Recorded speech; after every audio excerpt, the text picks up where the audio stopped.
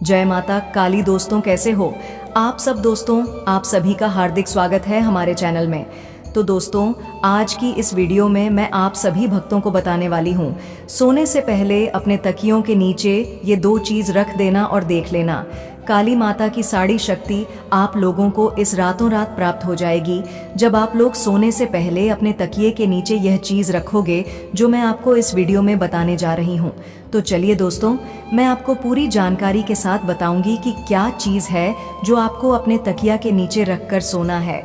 यानी कि आपको रात के समय जब आप सोएंगे तो जिस तकिए पे आप सोते हैं उसके नीचे रखकर आपको तकिए के ऊपर सोना है और रात में ही देख लेना। माता काली आपको दर्शन देगी और दर्शन देने के साथ साथ आप लोगों को माता काली की सारी शक्तियाँ खुद प्राप्त हो जाएंगी। जब आप लोग इस कार्य को करेंगे, अपने तकिया के नीचे ये दो चीज़ रखकर सोएंगे, तो माता काली की जो शक्ति है वह खुद इस चीज़ से खींची चली आएगी आप लोगों के पास। तो चलिए दोस्तों, मैं आपको पूरी जानकारी इस वीडियो में बताने जा रही हूँ।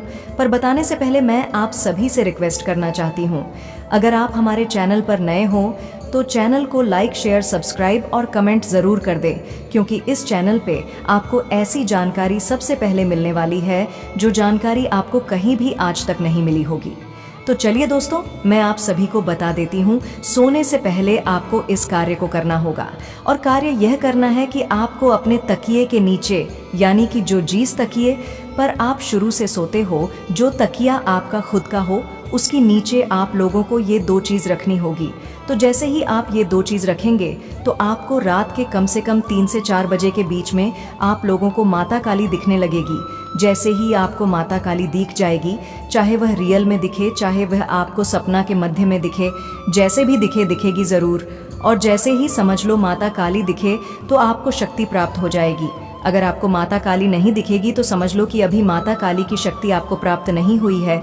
तो यह होता है असली अर्थ, ठीक है, जो मैंने आपको बताया है। इसके जरिए आप लोग माता काली की सारी शक्ति को, जो शक्ति माता काली के पास विराजमान होती है, जैसे कि योगिनी शक्ति हो गई, भूत प्रेत की शक्ति अब भी माता काली की सेवा में विराजमान रहती है।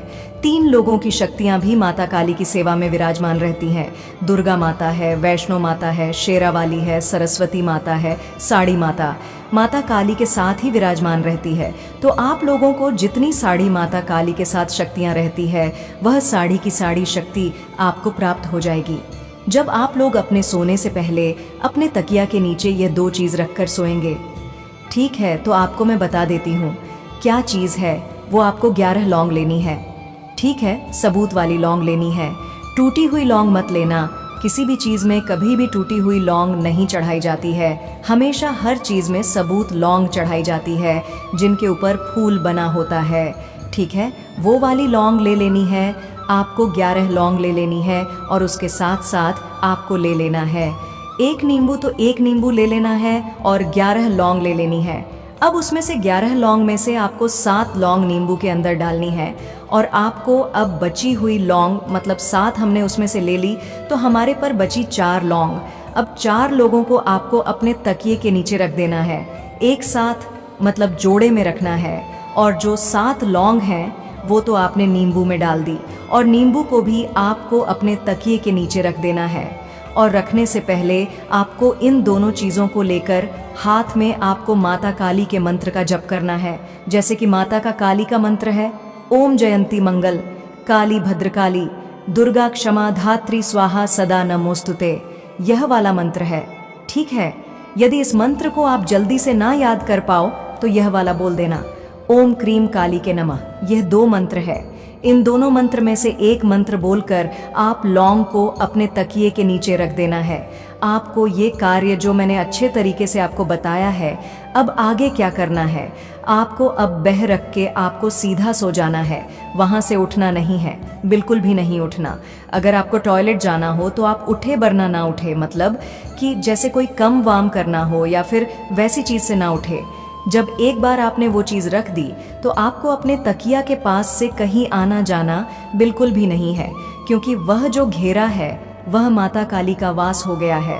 और माता काली 3 से 4 बजे के बीच में आपको दिखेगी। समझ लो आपको 3 से 4 बजे के बीच में माता काली दिखे जाएगी, तो आपको माता काली की सारी शक्ति प्राप्त हो चुकी है, यह मतलब होता है इसका। और अगर आपको माता काली 3 से 4 बजे के बीच में नहीं भी दिखाई दे तो समझ लेना कि माता काली की शक्ति आपको अभी नहीं प्राप्त हुई है। तो यह कार्य आपको शनिवार को या तो मंगलवार के दिन करना है।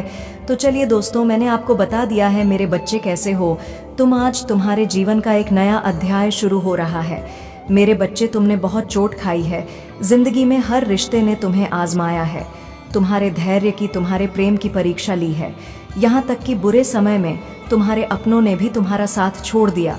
वैसे तो पिछले 6-7 वर्षों से तुम संघर्ष कर रहे हो, परेशान हो, परंतु अंतिम 1 वर्ष तुम्हारे जीवन के सबसे कठिन समय रहे हैं।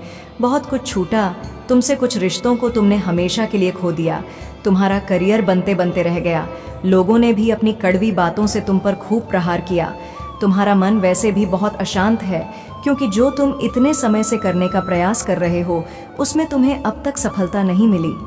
उस पर लोगों के व्यंग भरे ताने और पारिवारिक तनाव के कारण तुम भीतर से बहुत टूट गए हो। दिखाने को तो तुम स्वस्थ हो, खुश हो, किंतु तुम्हारे भीतर प्रश्नों के सैलाब है, दुख है, तकलीफें हैं जिसे तुम अकेले ही ढो रहे हो।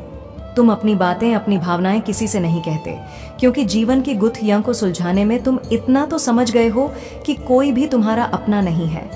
हर कोई हाथों में नमक लिए घूम रहा है।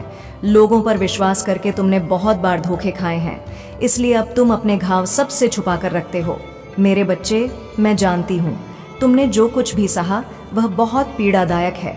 दूसरों की अपेक्षा तुम्हारे जीवन में अधिक दुख है, तनाव है, किंतु यह इस बात का प्रतीक है कि तुम्हारा जीवन दूसरों से अलग है। जिस कार्य के लिए मैंने तुम्हें चुना है उसे करना तो दूर सोचने की भी क्षमता दूसरे लोगों में नहीं। जब भी जीवन में कोई बड़ा संकट आए तो यह मत सोचना कि तुम्हारी माता ने तुम्हें दंड दिया है, बल्कि यह विश्वास रखना कि तुम्हारी माता की नज़र हर पल तुम पर ही है। मेरे बच्चे, तुम्हें पीड़ा में देखकर मुझे भी पीड़ा होती है।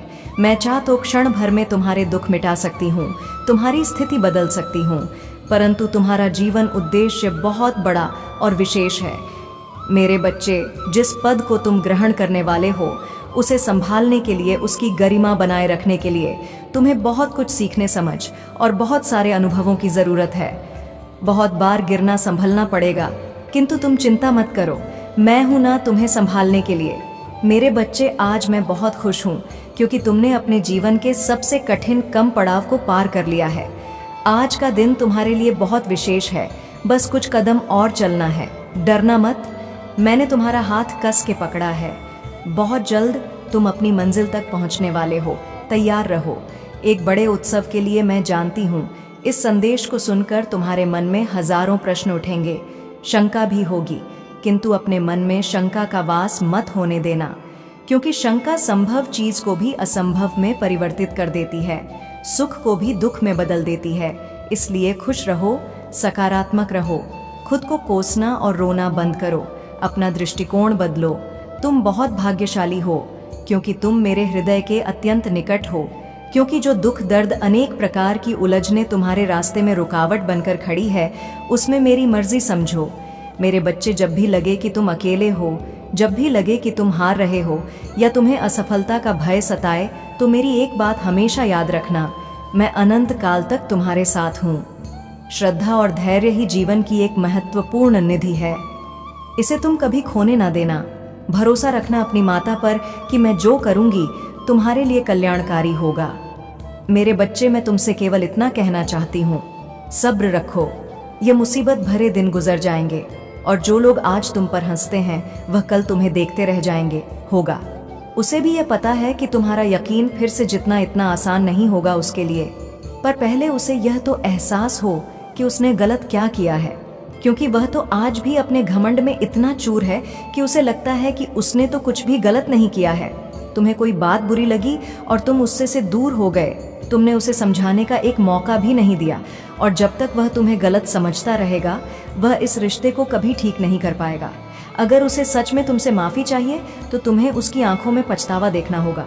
उसने हमेशा सोचा कि तुम उसके पैरों में पड़े रहो, लेकिन अब मैं से तुम्हारे पैरों में पड़कर माफ़ी मांगते हुए देखना चाहती हूँ, और उसके लिए उसे अपने अहम को, अपने घमंड को पीछे छोड़ना ही होगा।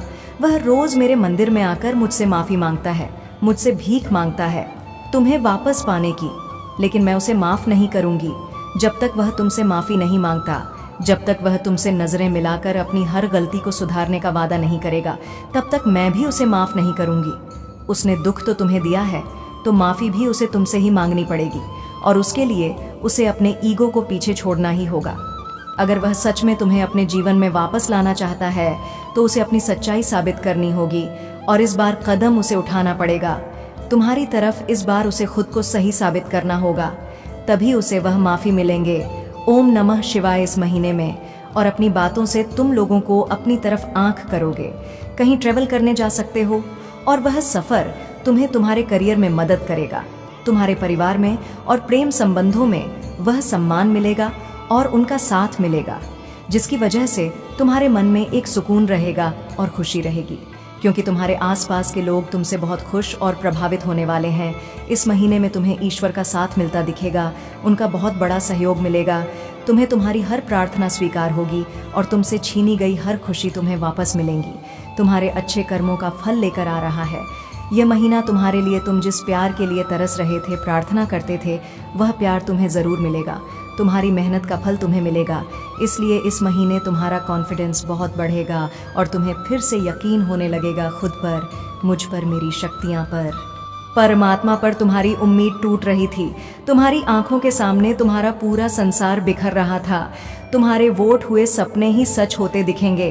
तुम्हें तुम्हारे करियर में बहुत उन्नति होगी और तुम्हारे रिश्तों में वह खोया प्रेम वापस आएगा। यह महीना तुम्हारे मैनिफेस्टेशन सच करने का है। तुम्हारे शत्रु तुमसे कोसों दूर भागे। कोई तुमसे ना झूठ बोल पाएगा, ना तुम्हारे साथ धोखा कर पाएगा। ब्रह्मांड तुम्हें इतना सपोर्ट करे एल। इस महीने में मेरी शक्तियाँ तुम्हारी रक्षा करेगी। तुम्हारी स्पिरिचुअल ऑफ किनिंग की वजह से तुम्हें पहले से ही लोगों के षड्यंत्र का आभास हो जाएगा। फरवरी के महीने में तुम्हारी आत्मा को सुकून मिलेगा। मेरे बच्चे, एक भी सेकंड के लिए अपने दिमाग को खाली मत बैठने देना।